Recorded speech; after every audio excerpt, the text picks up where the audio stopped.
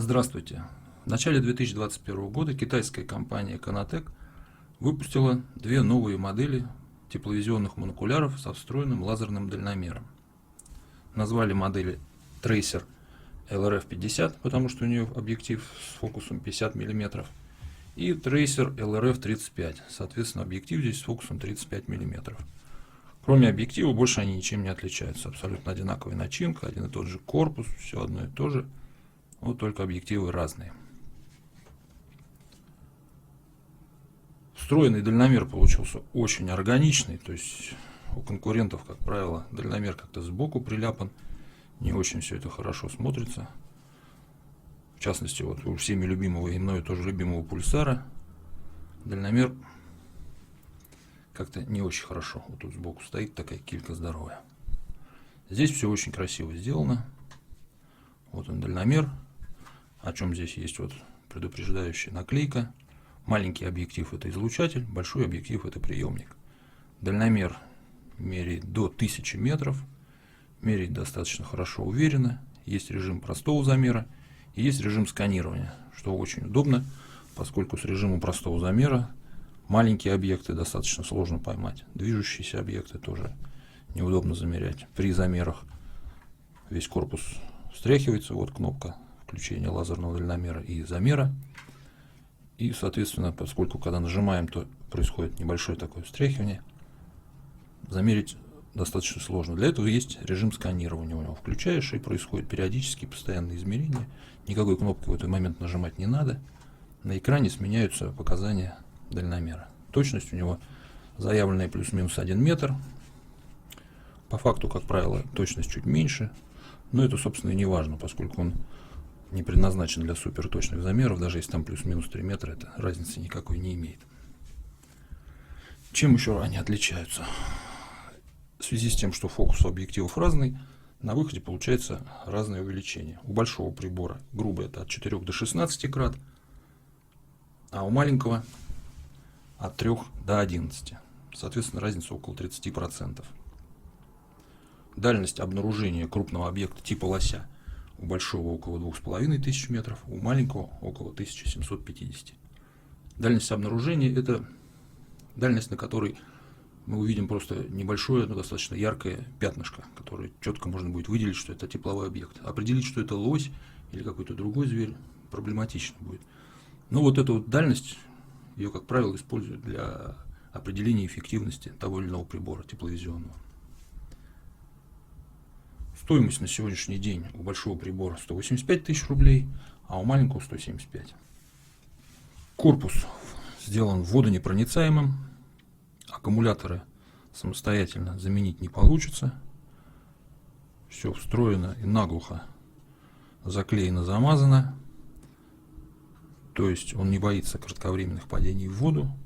Ну а также, конечно, никакого дождя, тумана, мокрого снега, ничего такого он не боится, этот прибор. Объектив имеет мощную такую обрезинку. Вот так вот фокусировка его осуществляется на разные дистанции, ближе-дальше. Мощная крышка хорошая, резиновая, с тросиком, чтобы не потерять. Окуляр тоже обрезиненный. Минус 4 плюс 5 диоптрий. Можно без очков пользоваться в таком диапазоне. Сверху такая защитная, не скользящая резиновая накладка, цельная, на все кнопки управления. Снизу тоже, чтобы не скользило ничего. Есть гнездо для установки на штатив 1,4 дюйма. Можно пользоваться как правшам, удобно. Справа ремешок вот за эти петельки закреплен. Точно такие же есть слева петельки. То есть можно точно так же и левшам. Удобно. На корпусе есть два разъема. Один видео аналоговый выход, и второй это micro-USB. Аналоговый видеовыход служит для того, чтобы подключиться к монитору или к телевизору напрямую. Самое хорошее без потери качества будет изображение. К видеорекордеру, у которого есть аналоговый видеовход. USB, он служит для того, чтобы, ну, во-первых, заряжать прибор, поскольку аккумуляторы у него встроенные. Вот здесь есть индикатор на корпусе. Когда он красным цветом горит, идет зарядка. Когда полностью зарядились аккумуляторы, он станет зеленым. Также через этот вход можно подключать внешний источник питания, Powerbank, если вдруг аккумуляторы сели и их не хватает мощности. Выгружать файлы на компьютер отснятый, поскольку у прибора встроенная память, свободной памяти 29 гигабайт. Этого выше крыши просто для того, чтобы записывать фото и видео с качеством, который позволяет этот прибор. Также через этот разъем осуществляется обновление программного обеспечения. Ну и все вроде, да. Управление 4 кнопками. Центральная — это вызов меню, уменьшение, увеличение, перемещение по меню этими кнопками, смена палитр. А вот эта кнопка — это дальномер. Краткое нажатие вызывает марку дальномера. Еще одно нажатие — единичный замер. Нажать, подержать, появляется режим сканирования. Опять нажать, подержать, режим сканирования исчезает. Кнопка включения обрезиненная такая, тоже мощно защищенная. Длительное нажатие, на экране появляется длинный индикатор, через примерно 5 секунд прибор включается. Можно кратко нажать ее, и тут же прибор войдет в режим сна. Дисплей выключится, но сам он будет продолжать работать. Следующее краткое нажатие, прибор опять включится, моментально, уже не тратя время на загрузку.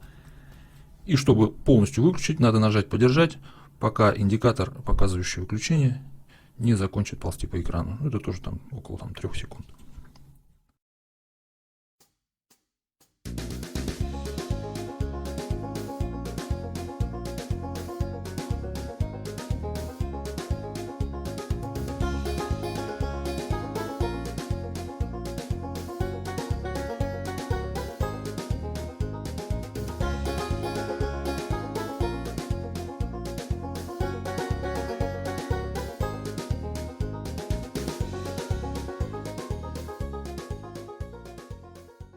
Кроме того, что у прибора есть собственная память, и мы можем записывать фото и видеофайлы в эту самую память, а также записывать и выводить изображение на внешний аналоговый рекордер.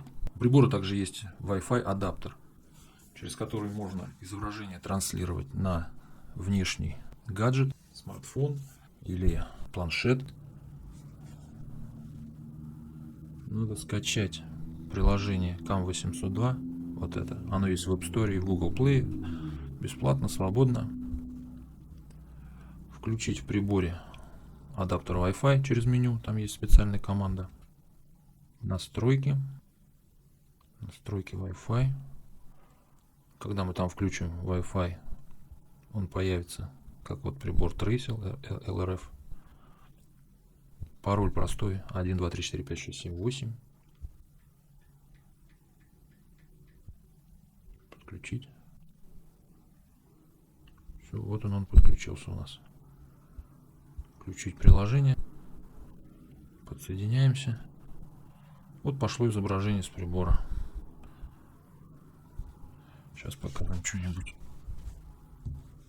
Отметить, что никакой сервисной информации, которая выводится в окуляр прибора, как то значение текущего увеличения, состояние батареи, режимы, вызов меню, марка дальномера, значение измеренной дистанции, в запись, которая производится во внутреннюю память прибора или на гаджеты, а также и через видеовыход, так вот, никакой этой сервисной информации не выводится, то есть выводится только изображение.